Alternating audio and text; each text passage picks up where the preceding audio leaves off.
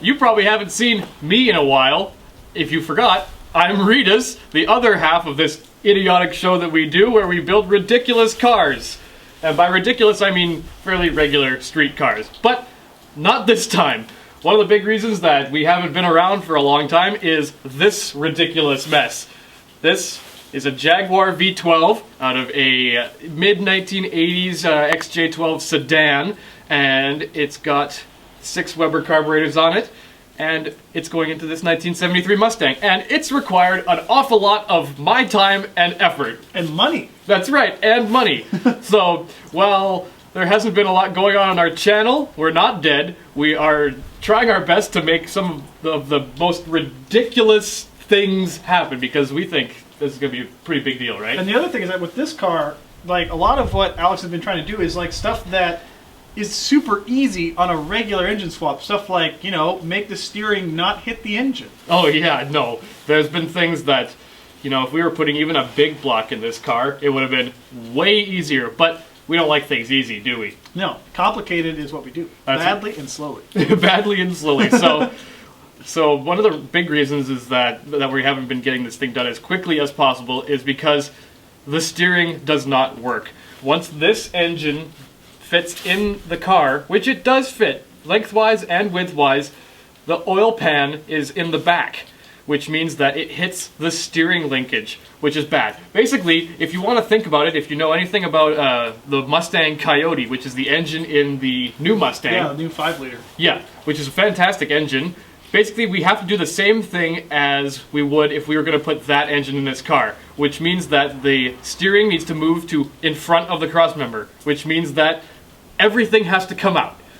The crappy shock towers, the lower suspension mounting points. We're essentially replacing the entire front suspension and replacing with suspension from a Mustang 2, which has a much better steering geometry anyways. But basically, the big thing about the Mustang 2 geometry is that it has a rack in front of the crossmember out of the way. It's a front steer instead of a rear steer setup. That's right. Yeah. It's like this, not like that. It's very scientific. Very scientific.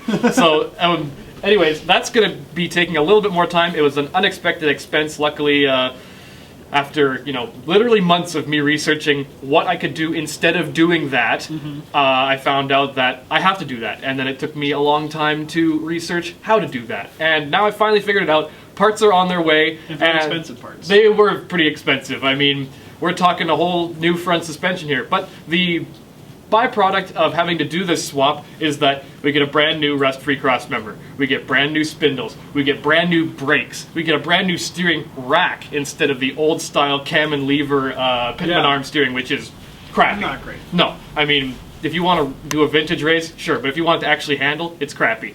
And the other thing is that you also get a little bit more caster, which means that the wheels will actually be set back a little bit like that. So it actually has a little bit more of a chance of turning. It's just a more modern suspension setup with a lot better geometry, but also, after so much researching, it's the only way. The engine cannot really go up or back or any other way except where it is. That's right, because I did some math the other day, and I found, I know, I've been doing a lot of math.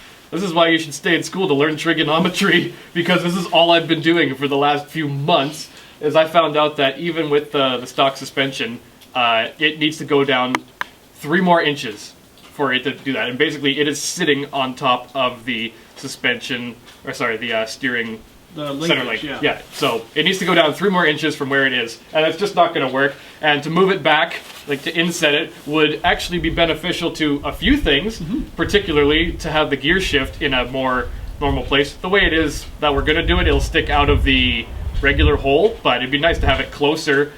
But the problem with that is then we have to hack out the whole firewall. Which is not going to be fun. No, that would not be fun, and that means that our heater won't be going back in. Yep. We need a custom drive shaft. We need a custom transmission mount. Yes, everything. And it's just going to be loads crappier. So even though the weight distribution might not be as good this way, it wasn't good to begin with. No. So what's the next step? So you've got parts coming in. There's some pretty major surgery about that. Like, what's the next move? So once basically the first thing I ordered was the cross member, that everything attaches to. So the first thing to do when that shows up is I'll be doing some measurements, and then I think you and I are going to get in there with a bunch of sawzalls, a bunch of choppy is going to be happening. Like, it's the whole thing has to come out. And the way it is right now, the car is sitting pretty much at ride height, because you have to set it at ride height and then take the measurements from the floor of your garage. So it's basically sitting where it needs to sit right now, and it looks pretty good. So yeah, once those parts get here, we're going to start chopping out the whole front suspension of this car. I mean, we thought that cutting out the crossmember was a big deal, right? Oh, you guys have not seen nothing yet. Oh man, this is going to be a serious car, and hopefully it'll actually drive like a serious car when it's done. So we have not been sitting still. No, in fact, we've been like moving very, very quickly, but in ways that aren't easily seen, like up here. Like, everything in here for me is just like, I'm losing sleep over this stuff. For you. I see. Thank you. I've sworn a lot at this car, but... It's true. So basically we've got really big stuff coming up with the Mustang. Easily the most ambitious project Reidus and Cletus has featured yet. Oh my god. Yet? Remember, you're next. After this is done, you gotta think of something crazy. I know, I gotta escalate. Until we're dead. Cadillac Escalate. Ooh. I don't know what we're doing with that, but maybe something. But anyways, so that's our little update for what we've kind of been doing. And you found out, what was it, yesterday, that your gas tank isn't totally screwed in? That was funny. Yesterday I got under the back of the car and realized I could move the gas tank with my hands because there was nothing holding it in but gravity and dreams. For 3 years! At 100 miles an hour. On an autocross, this tank is just...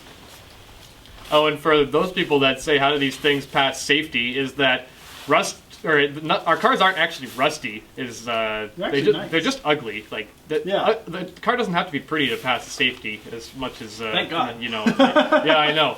No, our cars are still structurally good, but you know, there's lots of people driving around in worse hoopties than us who should be taken off the road. Not us. No, we should be put on the road because we're highway stars. And I think that's a cut. I think that's a cut. All right. See you sometime. See you sometime with more V12.